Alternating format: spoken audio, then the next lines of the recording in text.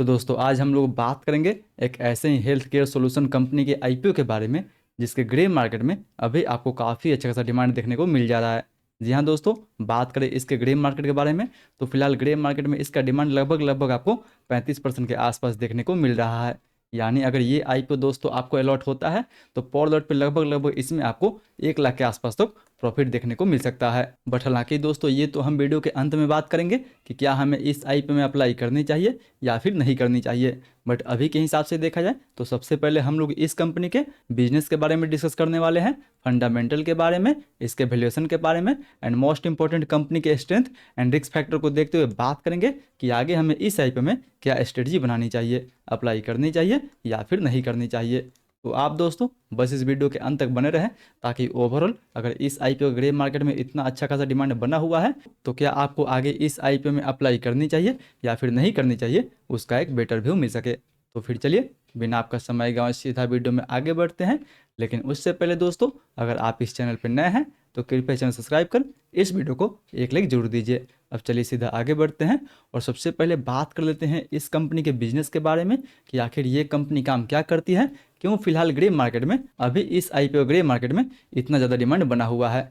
तो दोस्तों वैसे तो अगर बात करें इस कंपनी के बारे में तो ये कंपनी एक IBD and health solution provider company है जो hospital, pathology lab and even medical college के लिए टेस्टिंग इक्विपमेंट एंड केमिकल बनाती भी है एंड उसे दोस्तों सप्लाई भी करती है। यानी अगर सिंपल में बात करें तो ये company diagnostic Kitts and even pathology में यूज होने वाले बड़े बड़े इक्विपमेंट को बनाती भी है एंड सप्लाई भी करती है। हालांकि वैसे तो ये कंपनी अलग अलग मेडिकल इंस्ट्रूमेंट बनाती है बट कंपनी का मेजर रेवेन्यू देखा जाए तो 68% कंपनी जो रेवेन्यू है वो री एजेंट से देखने को मिल जाता है, जबकि डायग्नोस्टिक्स इंस्ट्रूमेंट से कंपनी का रेवेन्यू लगभग लगभग आपको 27% के आसपास ही देखने को मिलता है। यानी इसका मतलब दोस्तों कि कंपनी जो रिकरिंग कंज्यूमेबल वाला बिजनेस है वो काफ़ी स्ट्रॉन्ग है। यानी कंपनी जो भी टेस्टिंग के लिए प्रोडक्ट यूज करती है उनसे कंपनी का रेवेन्यू लगभग लगभग 68% के आसपास आता है। बाकी जो ये कंपनी इक्विपमेंट बनाती है उससे कंपनी को लगभग लगभग 27-28% के आसपास रेवेन्यू जनरेट होता है। वहीं कंपनी के बिजनेस के अलावा बात करें कंपनी के फंडामेंटल के बारे में तो नो डाउट दोस्तों कंपनी का फंडामेंटल आपको ईयर ऑन ईयर बेसिस पे भी काफ़ी अच्छा देखने को मिल जाएगा। जी हाँ दोस्तों, वो या तो कंपनी के रेवेन्यू के बारे में हो गया, कंपनी के प्रॉफिट या फिर कंपनी के प्रॉफिट मार्जिन के बारे में हो गया। हर एक सेगमेंट में आपको काफ़ी अच्छा खासा ग्रोथ देखने को मिलेगा। हालांकि अगर आप स्पेसिफिकली इनकम के बारे में देखते हैं यानी प्रॉफिट के बारे में देखते हैं तो प्रॉफिट में इसमें आपको थोड़ा बहुत उतार चढ़ाव देखने को मिलेगा। बट एटलीस्ट पिछले 3 क्वार्टर का अगर प्रॉफिट देखते हैं तो पिछले 3 क्वार्टर का जो प्रॉफिट है वो पिछले 1 साल से कहीं ज़्यादा है। यानी वैसे देखा है दोस्तों तो फिलहाल वैसे कंपनी का फंडामेंटल आपको काफ़ी अच्छा देखने को मिल जाएगा, क्योंकि इसका आरओई लगभग लगभग 17% के आसपास देखने को मिलेगा, आरओसी लगभग लगभग 14% के आसपास देखने को मिलेगा। जबकि दोस्तों अगर बात करें डेट टू इक्विटी के बारे में तो डेट टू इक्विटी इसका लगभग लगभग 1.06 के आसपास है। यानी देखा है दोस्तों तो कंपनी के ऊपर थोड़ा सा कर्ज ज़्यादा है। हालांकि इस आईपीओ से ये कंपनी जो भी फंड रेज करेगी उसमें से कुछ पैसा कंपनी अपने डेट को रिपेमेंट करने के लिए यूज करेगी। बट फिलहाल देखा जाए तो रिपेमेंट करने के बाद भी कंपनी के ऊपर थोड़ा सा जो डेट है वो ज़्यादा दोस्तों देखने को मिल जाएगा। यानी अगर ओवरऑल देखा जाए तो डेट को छोड़कर कंपनी का फंडामेंटल आपको काफ़ी अच्छा देखने को मिल जाएगा, क्योंकि इवन अगर कंपनी का आप प्रॉफिट मार्जिन भी देखते हैं तो प्रॉफिट मार्जिन भी लगभग लगभग आपको 16% के आसपास देखने को मिलेगा। बट हालांकि दोस्तों फंडामेंटल की तुलना में अगर बात करें कंपनी के वैल्यूएशन के बारे में कि आखिर ये कंपनी अपना आईपीओ किस वैल्यूएशन पे लेके आ रही है, तो दोस्तों वैसे तो फिलहाल कंपनी ने अपने आरएचपी में ऐसे कोई पीर को मेंशन नहीं की है जिसके साथ हम लोग इस कंपनी को direct apple to apple basis पे कंसीडर कर सके।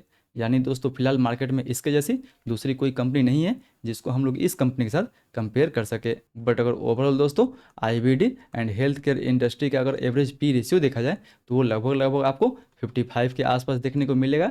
जबकि अगर आप इस कंपनी का पी रेशियो देखते हैं तो वो लगभग लगभग आपको 12 के आसपास देखने को मिल जाएगा। हालांकि दोस्तों मार्केट कैप के अनुसार ये कंपनी काफ़ी छोटी है, कंपनी माइक्रो कैप से बिलोंग करती है, इसलिए 12 का पी रेशियो इस कंपनी के लिए दोस्तों रीजनेबल माना जाएगा। यानी ओवरऑल अगर आप कंपनी का वैल्यूएशन भी देखते हैं तो कंपनी के इस वैल्यूएशन को दोस्तों हम लोग डिसेंट बोल सकते हैं।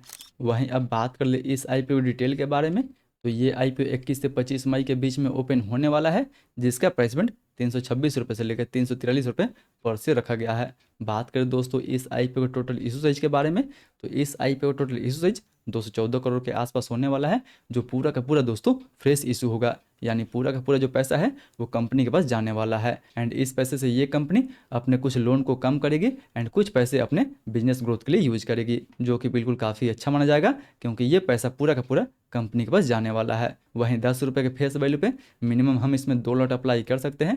2 लॉट में हमें 800 शेयर मिलेगा, जिसके लिए हमें 2,74,400 रुपये के आसपास तक इन्वेस्ट करना पड़ेगा। वहीं बात करें दोस्तों इस आईपीओ में कोटा के बारे में, तो दोस्तों इस आईपीओ में रिटेल के लिए 35% के आसपास कोटा दिया गया है। बाकी बचा एचएनआई के लिए 15% के आसपास कोटा रखा गया है।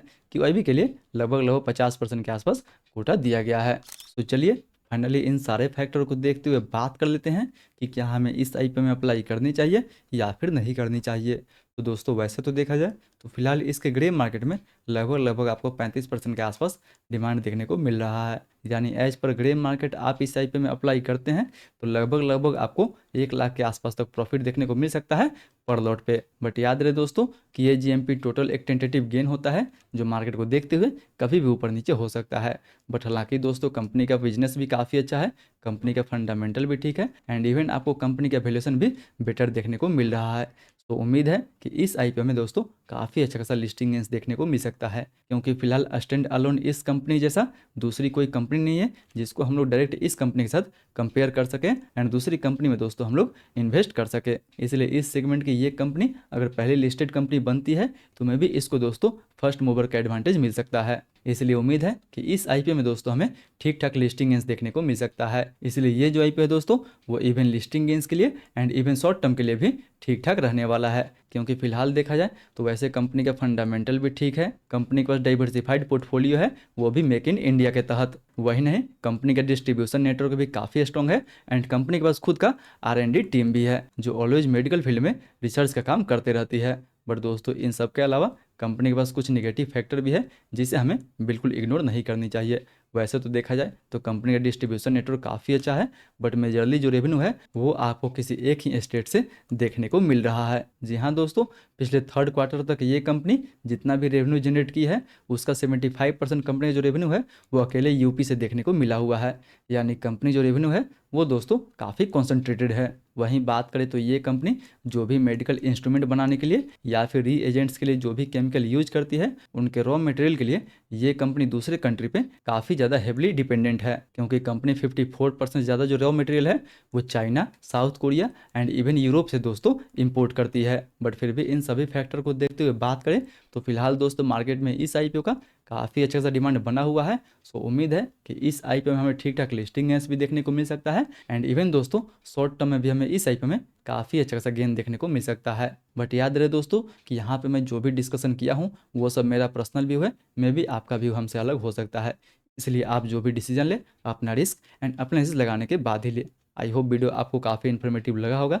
अगर वीडियो अच्छा लगे तो वीडियो को लाइक करें, चैनल सब्सक्राइब करें एंड जो भी आपका क्वेरी है नीचे हमें कमेंट करके ज़रूर पूछे। फिर मिलते हैं दोस्तों अगले वीडियो में, तब तक के लिए सेफ इन्वेस्टिंग।